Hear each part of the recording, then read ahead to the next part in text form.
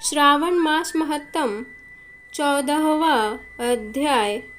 नाग पंचमी व्रत का महात्म्य। ईश्वर बोले, हे महामुने, श्रावण मास में जो व्रत करने योग्य है वो अब मैं बताऊंगा, आप उसे ध्यान से सुनिए।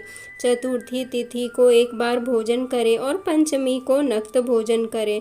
स्वर्ण चांदी का काष्ठ अथवा मिट्टी का 5 फड़ों वाला सुंदर नाग बनाकर पंचमी के दिन उस नाग की भक्ति पूर्वक पूजा करनी चाहिए।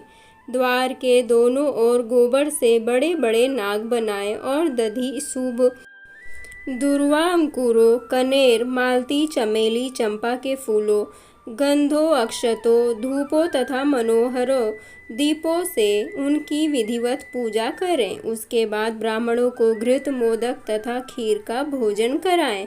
इसके बाद अनंत, वासुकी, शेष, पद्मनाभ, कंबल, करकोटक, अश्व, आठवां, धृतराष्ट्र, शंखपाल, कालिय तथा तक्षक, इन सब नागकुल के अधिपतियों को तथा इनकी माता कद्रू को भी हल्दी और चंदन से दीवार पर लिखकर फूलों आदि से इनकी पूजा करें। इसके बाद बुद्धिमान को चाहिए कि वामी में प्रत्यक्ष नागों का पूजन करे और उन्हें दूध पिलाए। घृत तथा शर्करा मिश्रित पर्याप्त दुग्ध उन्हें अर्पित करे। उस दिन व्यक्ति लोहे के पात्र में पूड़ी आदि न बनाए।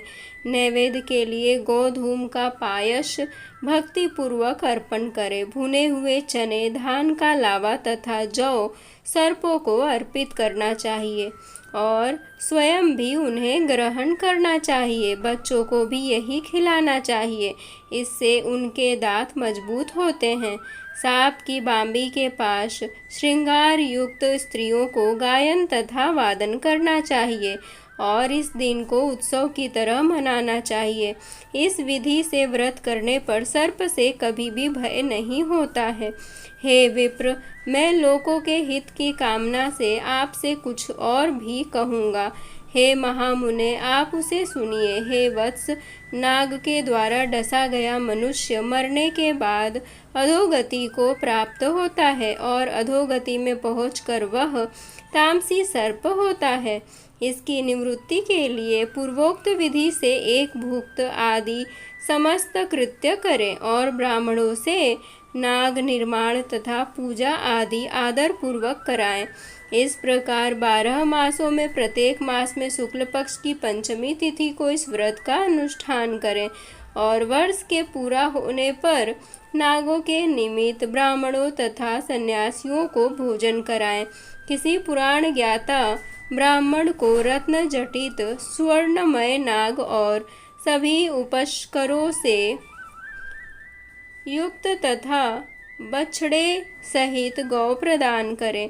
दान के समय सर्वव्यापी, सर्वगामी, सब कुछ प्रदान करने वाले अनंत नारायण का स्मरण करते हुए यह कहना चाहिए, हे गोविंद, मेरे कुल में अगर कोई व्यक्ति सर्पदंश से अधोगति को प्राप्त हुए हैं, वे मेरे द्वारा किए गए व्रत तथा दान से मुक्त हो जाएं।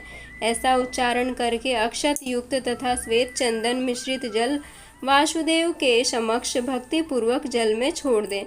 हे मुनिषत्तम, इस विधि से व्रत करने पर उसके कुल में जो सभी लोग सर्प के काटने से भविष्य में मृत्यु को प्राप्त होंगे या पूर्व में मर चुके हैं, वे सब स्वर्ग गति प्राप्त करेंगे। साथ ही हे कुलनंदन, इस विधि से व्रत करने वाला अपने सभी वंशजों का उद्धार करके अप्सराओं के द्वारा सेवित होता हुआ शिव सान्निध्य प्राप्त करता है।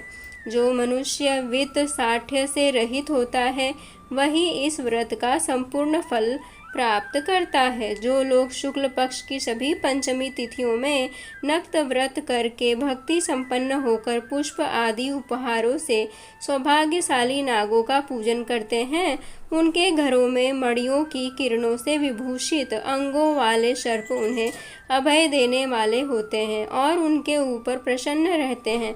जो ब्राह्मण गृह दान का प्रतिग्रह करते हैं वे भी घोर यातना भोग कर अंत में सर्प योनि को प्राप्त होते हैं। हे मुनि सत्तम, जो कोई भी मनुष्य नाग हत्या के कारण इस लोक में मृत संतानों वाले अथवा पुत्रहीन होते हैं और जो कोई मनुष्य स्त्रियों के प्रति कार्पण्य के कारण सर्पयोनि में जाते हैं, कुछ लोग धरोहर रख कर उसे स्वयं ग्रहण कर लेते हैं अथवा मिथ्या भाषण के कारण सर्प होते हैं अथवा अन्य कारणों से भी जो मनुष्य सर्पयोनि में जाते हैं, उन सभी के प्रायश्चित के लिए यह उत्तम उपाय कहा गया है। यदि कोई मनुष्य वित्त साठ्य से रहित होकर नाग पंचमी का व्रत करता है तो उसके कल्याण के लिए सभी नागों के अधिपति शेषनाग तथा वासुकी हाथ जोड़कर प्रभु श्रीहरि से तथा सदाशिव से प्रार्थना करते हैं। तब शेष और वासुकी की प्रार्थना से प्रसन्न हुए महेश्वर शिव तथा भगवान विष्णु उस व्यक्ति के सभी मनोरथ पूर्ण कर देते हैं। वह नागलोक में अनेक प्रकार के विपुल सुखों का उपभोग करके बाद में उत्तम वैकुंठ अथवा कैलाश में जाकर शिव तथा भगवान विष्णु का गण बनकर परम सुख प्राप्त करता है। हे वत्स, मैंने आपसे नागों के इस पंचमी व्रत का वर्णन कर दिया। इसके बाद अब आप अन्य कौन सा व्रत सुनना चाहते हैं उसे बताइए। इस प्रकार श्री स्कंद पुराण के अंतर्गत ईश्वर सनत कुमार संवाद में श्रावण मास महात्म्य में नाग पंचमी व्रत कथन नामक 14वां अध्याय पूर्ण हुआ।